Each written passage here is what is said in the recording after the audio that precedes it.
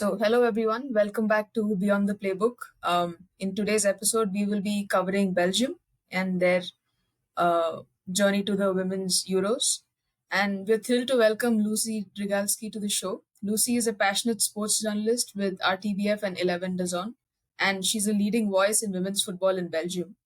While whether she's covering the latest matches, sharing inspiring stories, or championing the next generation of talent, Lucy brings energy, insight, and a deep love for the game. She's also the creator behind a documentary about the Belgian national women's basketball team known as the Belgian Cats. It focuses on their journey to becoming European champions, highlighting their historical achievements and the stories of the players, shining a light on women's sports history in Belgium. Lucy, we're so excited to have you with us today. How are you doing? Very good, very good. Very happy to be here. Yeah. So first things first, when Belgium secured their place in this year's Women's Euros, I think it was Tessa Wullaert who scored the winner against Ukraine, the late winner. Where were you and what was your feeling at that time? I was in the stadium, of course. It was actually a very good moment, but we already knew we were going through because we won the first game 2-0. So we just had to to win or to have 1 point. And even if we lost, I think we needed to just let them beat us by 1 goal, and it was okay. But it was still a great feeling, and even the win at the end of the game, it was, I mean, a bonus for the party that was waiting for us after the game. But it was amazing, and of course, it meant a lot to qualify for the Euro because it's always important for a country like Belgium to go to the Euro because we know we don't really go to the World Cup, so it's the only big competition we can go, even if we want to go to the World Cup. But yeah, the Euro is really important for us. So yeah, it was special moment with a lot of people there, so it was great. Yeah, and I think this is the third consecutive Euros that Belgium has qualified for ever since 2017. And as you mentioned, the World Cup, I think a couple of interesting facts is that Belgium came very close to qualifying for two major World Cups, right? I think the first one in 2003, they missed out on goal difference to Scotland. And I don't remember when the second one was, but I think it was on away goals. I think they lost to Yeah, Switzerland or something, right? no, we lost against Portugal, Okay. so we have a pretty crazy story with Portugal because it's still them on the next week, and then we face them in Switzerland for the Euro. But yeah, they stole us the World Cup, so we still have a revenge to take. Yeah, I think you can take the revenge in two different competitions with the Nations League and the Euros in the upcoming days. I think, yeah. Yeah. Yeah, so Belgium, we know, uses football to help with off-field things like social change, fighting discrimination, supporting health and education, etc. So, how do you hope that the Women's Euros will help change women's football in Belgium off the pitch and inspire more young girls to get involved in the game? Well, it depends on how far we go in the tournament because of course we are not expecting the Red Flames to go very far in the tournament, but like the last Euro we went out the group stage, and it was amazing to see how it was here in Belgium, and I think it inspired a lot of young girls and even men who were okay. Now we are going to follow the Red Flames because they are doing great in the Euro, and I think yeah, it's very important because I mean we don't have a lot of things to see here in Belgium. We don't really have a lot of women's football on TV. So when we have Euro or World Cup, it's very important to have great games to show the Belgian people that people are going to the stadium and people are interested in women's football. And it's even more important when it's the Red Flames because, of course, it's Belgium. And I think if we have a good tournament, then the people will be okay. No, I want to watch this. And if people start to watch this, of course, the media will be more interested, and then the young girls will be able to see more games, and they will also see, okay, I can do this. I can be one day a red flame and follow my dream, and maybe become a pro, and it can be my job. And I think it's very important, and it starts there, because we don't really show the Champions League on TV. I mean, in national TV, we have it in DAZN. We had it in DAZN, on DAZN, but not on the in the for the RTBF, for example. It's the national TV. And it's one of the only free media we have in Belgium. And but we show the Euro, we show the World Cup, and it's the only way for some girls to see women's football and to see it's possible to be like that. So yeah, hopefully we make a great tournament and people get interested in. But I think it was also the case with the victory against England, because people were, okay, we can beat great teams, and now we want to follow. And it was the same you told about my documentary about the Belgian Cats, but it was pretty much the same. They won the Euro, and then people were like, okay, we want to follow the Belgian Cats because they win. They are a great team. We love watching them, and then there are more and more and more girls who are subscribing to a club in Belgium to do basketball. So hopefully it will be the same with football. Yeah, that's nice to hear that with every small, it may seem small, but with every victory, like against England or their performance in the Euros, that it's actually encouraging more and more girls to play, more and more people in Belgium to support the national team. And you mentioned how important winning is, right? So I think before the 2022 Euros, they won the Pinatar Cup, and I'm pretty sure it gave the team a boost, winning a trophy just before the Euros. So did that have any effect on the public? Did they? Um, I think yes, of course. But I mean, it's the same with every country. I think it's not only in Belgium. When you win things, people want to watch you. People are interested in you because they know the feeling. They want to have the feeling to follow a team that win. So I mean, it's the same. We saw how important it was in England when they won the Euro, and people were like, okay. And it's also a bit funny because it was the same with the Women's Champions League final.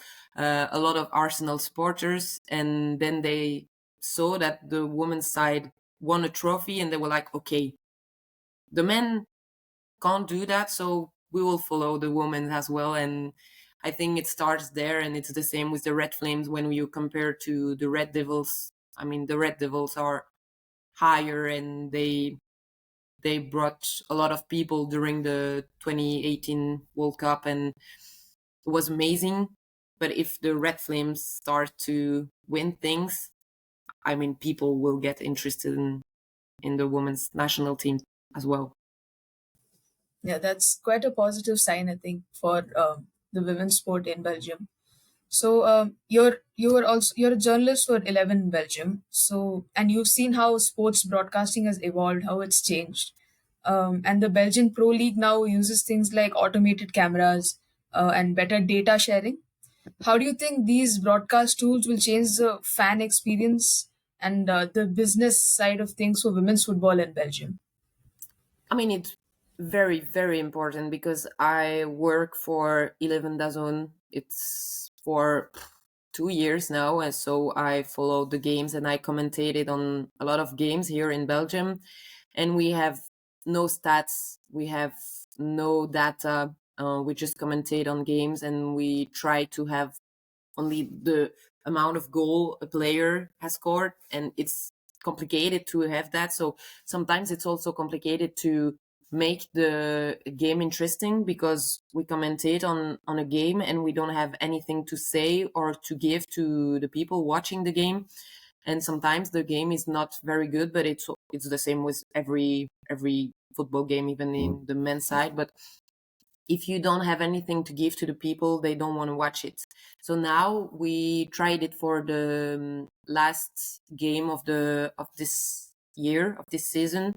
It was amazing because we saw that we could compare also things on the pitch. And I think it's very important to have things like that for the staff, because it will help the staff to focus on things and to evolve with the team. And but it's also important for us journalists, because it's things that we can give people, and we can have a context. I mean, if we understand why a player plays like that, because we have the stats from the previous games and things like that, I think it will be more, more interesting for people to follow the game. So I think it's very important, even if for the experience, to just watch a women's game, a women's football game. So yeah, I can't wait to see how it will be next year, but I can't wait to use that tool. Yeah, as you say, I think it will give a lot more content for companies to use and create more platforms where fans can access this data related to players or teams and generate more conversations. That way, the more people start talking about players, more people start talking about the teams and the leagues, and that in itself will help the game to grow in the country, I think. Yeah, of course, and that's what I said. It's just, if people see that, for example, a player on the pitch, for example, she runs um, 15 kilometers in a game. We don't see it because we don't have the stats for now. But if I can say that next year, then people will be, okay, well, that's great. That's amazing that she can do that. And I think people will understand that it's not only about the game we see, it's also about things besides. And yeah, I'm sure that it will change a lot of things here in Belgium. Yeah, I agree with you. The Royal Belgian Federation has made promises to support the Sustainable Development Goals by the UN with projects like Nobody Offside and Everybody on the Field for people with disabilities and for refugees. So, can you give me certain examples of how these promises were fulfilled or how they were taken care of in the country? Um, I know there are a really great project here in Belgium.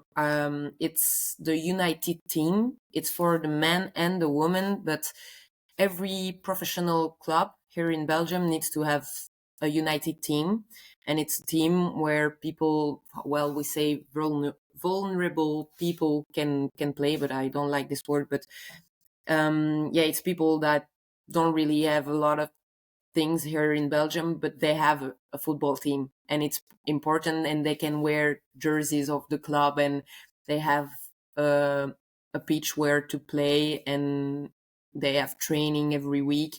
And I know that for the Euro, we have a national team, a women national team that are training right now in Moucron, and they have a tournament in Switzerland during the Euro with a lot of those teams in Europe. And I think it's an amazing project. I made one or two repos for DAZN about those teams, and it's always the same. They are always so happy to play for those teams. And I'm going to see them on the 12th of June, I think, the women's national team, United women's national team, that are going to Switzerland. And I think it's very important to them. Every time I interview those women, those men, they are always so grateful to have something here in Belgium, to be able to be recognized on the pitch, to be involved in the culture here, and to be able just to play football, because it's very important for everyone, and you can just forget everything else when you are on the pitch. So yeah, I mean, I think it's a very cool thing, a very great thing that the Pro League offered to those persons, and so to those people. Yeah. That's actually quite amazing to hear that there are united teams like this that provide that are actively providing opportunities for these people who are trying to find something that, let's say, they realize that sport is a way they can express themselves, they can connect with other people, and they can connect with the culture of Belgium. That's actually a very, very good touch by DFA and the Pro League. Uh, it, we also know that Belgium is a very diverse country, and Brussels, especially, is a very multicultural city.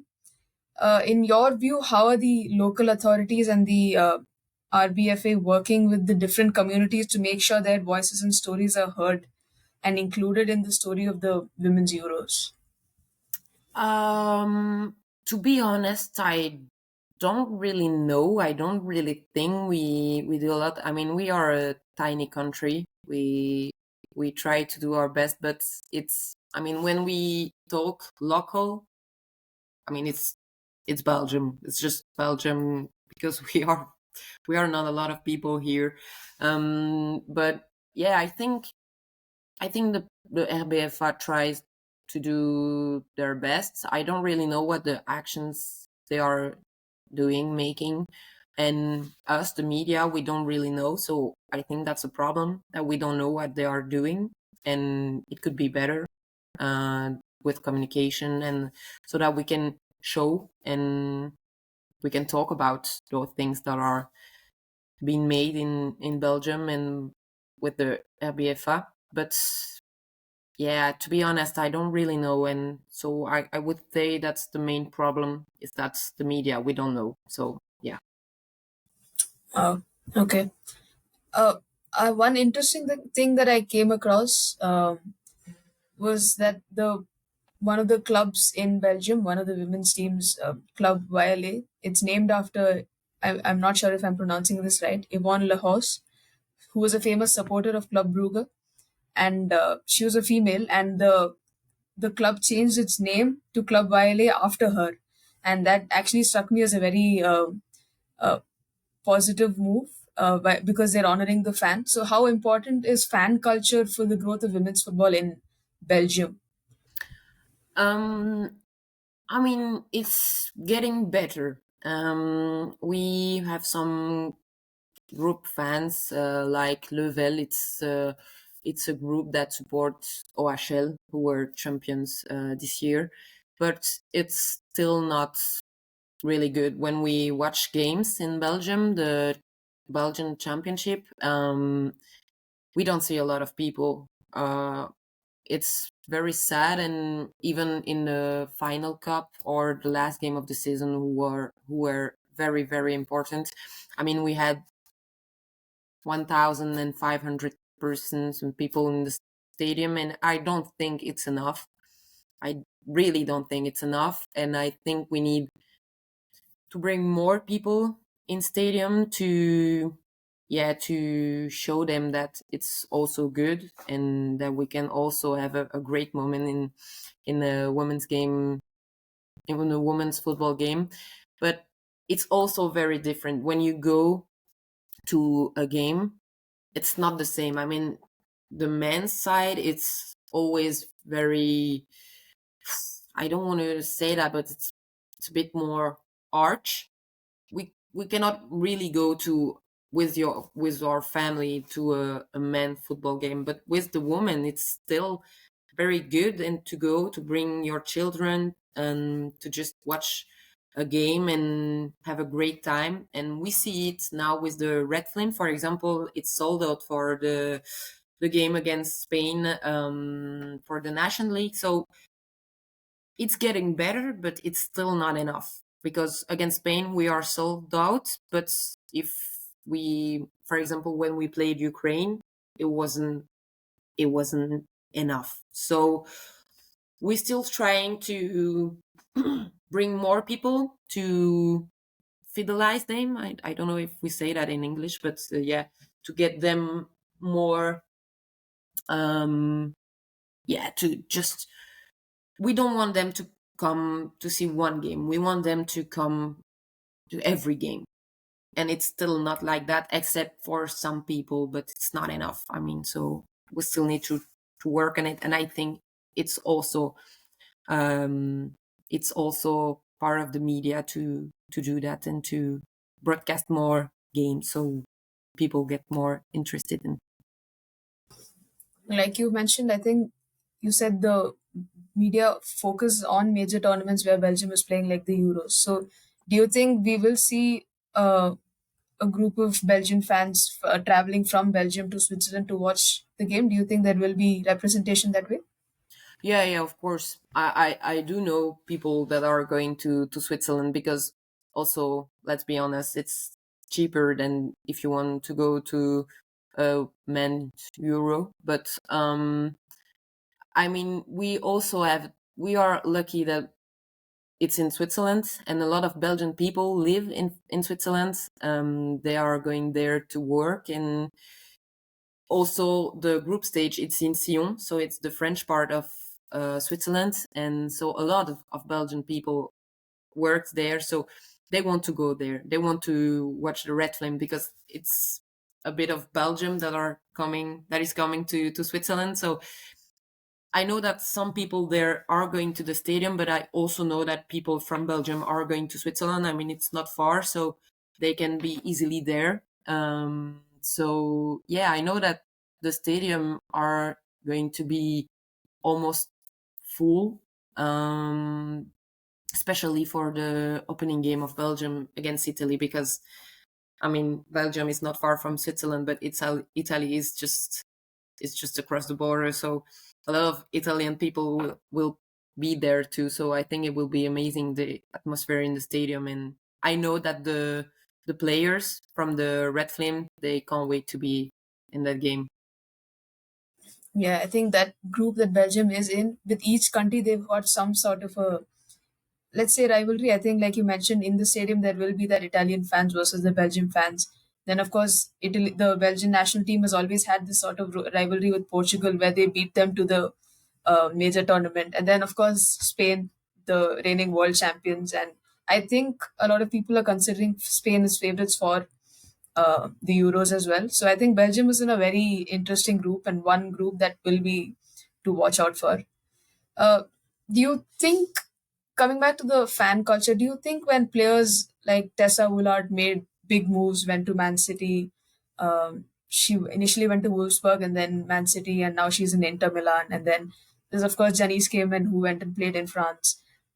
So many other players who are playing in England as well. So do you think when they moved to these big teams, big name teams, it created a buzz among the fans in Belgium and maybe increased the interest?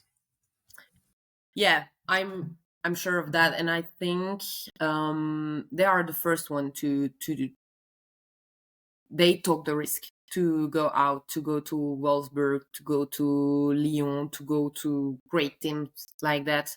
And I think when you talk about Tessa, when you talk about Janice, they are just amazing players. And it's not, it's where it's, but when you talk about Tessa Wullaert and when you talk about Janice Cayman in Belgium here, everybody know who they are.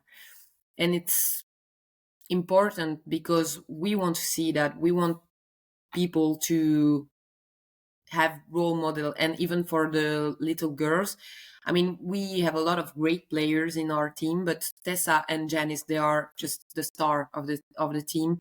And when you go to the stadium, you see a lot more jersey with Kaiman or Willard in the back. So yeah, I think it's important for the little girls to have a role model and to just identify to those players. And what is very important is that those players, they are also followed on socials and the media. They are always talking about them, and the chance we have is that um, Tessa is the best goal scorer in Belgium. She has, I don't know with Lukaku, I think they are really close, but people are talking about that, and they know that Tessa Wullaert is the best goal scorer in Belgium.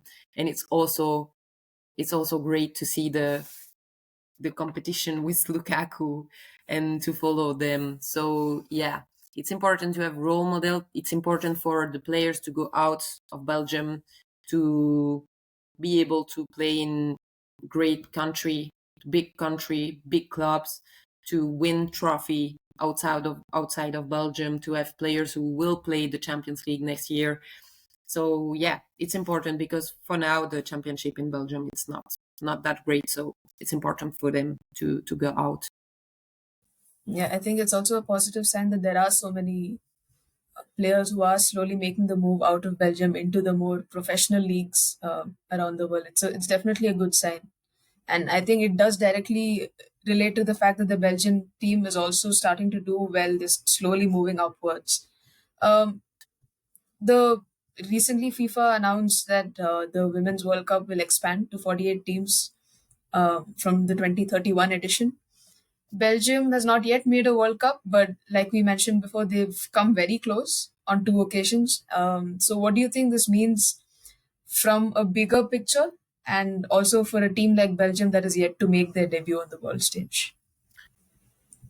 I'm gonna be very honest. I have a mixed feeling about this.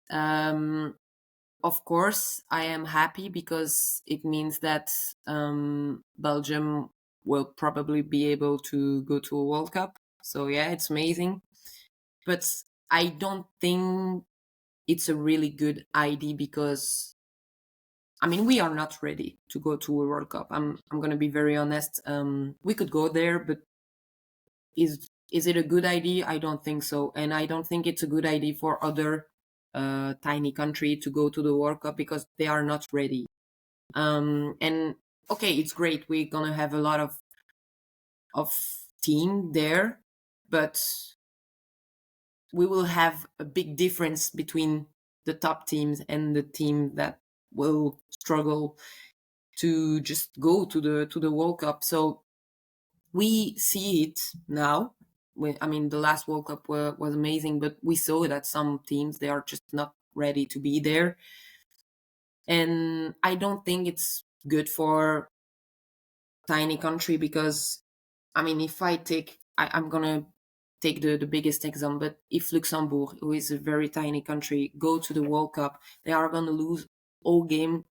Hopefully not, but I think they are gonna lose every game like 7-0, 8-0, or things like that because they are not ready against team like the USA, like Brazil, like England, and I don't think it's a good image for women's football. And I don't think people will be, oh, yeah, great. They are losing by 5 goals.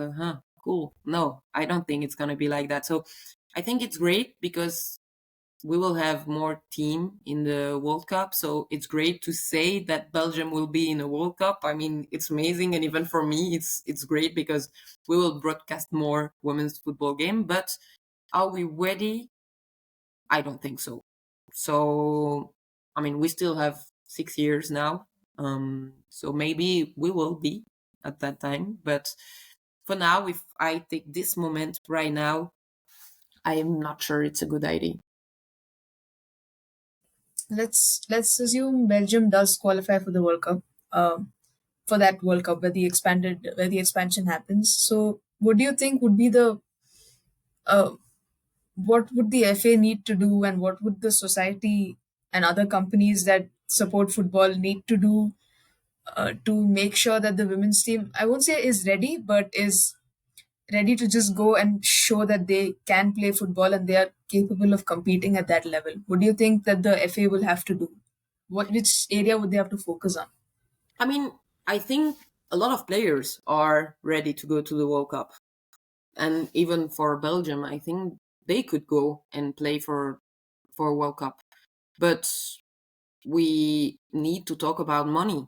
We need to talk about the federation, that how those players will be treated in a World Cup. Are we? When I say we are not ready, it's also about that. It's about the money. It's about the amount of money we need to go to a World Cup, and I don't want the players to go there and have not good. For example, not be in a good hotel or not be in a right conditions to be there. And we need to invest more in women's football, that's for sure. And we've seen it. I don't remember, I think it was Nigeria in the last World Cup, where they needed to do a crowdfund so they could go to the World Cup. And I mean, it's not equal when you see how Spain, how the USA are in big hotel, and they have good food, they have good clothes, they have good, I mean, they have 3 shirts for one game. And then you have Nigeria, who are in PD hotel, and they try to keep their shirt because they only have one for the tournament. And it, when I say we are not ready, it's mostly about that. We need to be ready to go to the World Cup. Not the players. The players, they can go there, but we need to be ready off the pitch, and we are not for now. So I think we need more money, and it's the main point of women's football. We need more money. You can see it with clubs like Lyon, like Chelsea. They have more money now, even Arsenal, and they are making great things. They are winning trophies, but you cannot ask Anderlecht in Belgium to compete with team like Lyon, like when you don't have money. So yeah, it's the biggest problem, I think. Yeah, you're right. I think even if the players are ready, the support around them has to be strong enough for them to be able to compete without worrying about the off the field matters like getting paid enough, the right conditions, access to facilities, or the support, the general support that they should be receiving from the association. You're right, yeah. So, do you have any predictions for the Euros for Belgium? They obviously in 2017 they exited at the group stage. The previous one they came close. They lost to a last minute winner from Sweden in the knockout stage. So do you think they can go one step ahead this time? I hope so. And I am very happy of the group we have, because we don't have anything to lose. If we don't go out the group stage, it's okay. We were in a great group. But if we go out, then we'll be amazing, because we go out with Spain. I mean, how crazy is that? And also, I am very happy because I know that even in the group stage, we will have amazing games against Italy, against Portugal. It will be so amazing to watch, because it will be so stressful. So, um, I don't know how to say it, but we will enjoy it from the first minute to the last minute. I don't think against Spain we will have game like that. I mean, we are able to beat Spain, of course. I'm sure about that, but in a Euro context, it's maybe a bit different. But I know that against Portugal and against Italy, we are not better than them. They are not better than us. So we will have a lot of competition in those games, and it will be amazing to watch. And I'm sure that we can go out the group stage. I hope so. I really hope so. We have an amazing team. We have great players who have the maturity now to play in a Euro. So we will see. We have an amazing team. I just hope we will be able to enjoy this tournament and to play also for fun and not be too stressed about the context. So, and I think if we play with fun, if we enjoy every minute, then everything is possible. Yeah, yeah. Do you have any particular players, especially young players, that we should watch out for? In Belgium, yeah, I have, of course, my favorite players in the Red Flames. I don't know if I can say out loud who are my favorite ones, but of course, I can see a Jill Jansen make an amazing tournament. I think she's one of the best young player we have. Feli Delaco, also, they are playing in the Frauen Bundesliga right now, and they are doing amazing. Of course, we also have Sarikes, who is a young player, an amazing young player. Uh, I need to say other, and of course, yeah. If we are still in the young players, I have to say Marie de Treuer, who is playing for Inter Milan. right now. So yeah, I think those players are going to be very good. And I don't know if we can say she's a young player, but of course, Mariam Toloba showed us in the previous game that she's in a really good form, and she's really enjoying her time with the Red Flames, and she likes the new coach, and we can see it on the pitch. So I think those players are going to make us a stronger team, and well, yeah, they are going to beat Portugal and Italy. I'm sure of that. Yeah, and I think yes, Belgium does have a lot of young players who are also very experienced on that level. So I think they will be a very exciting watch along with the likes of Kaiman and Tessa Wullaert, etc.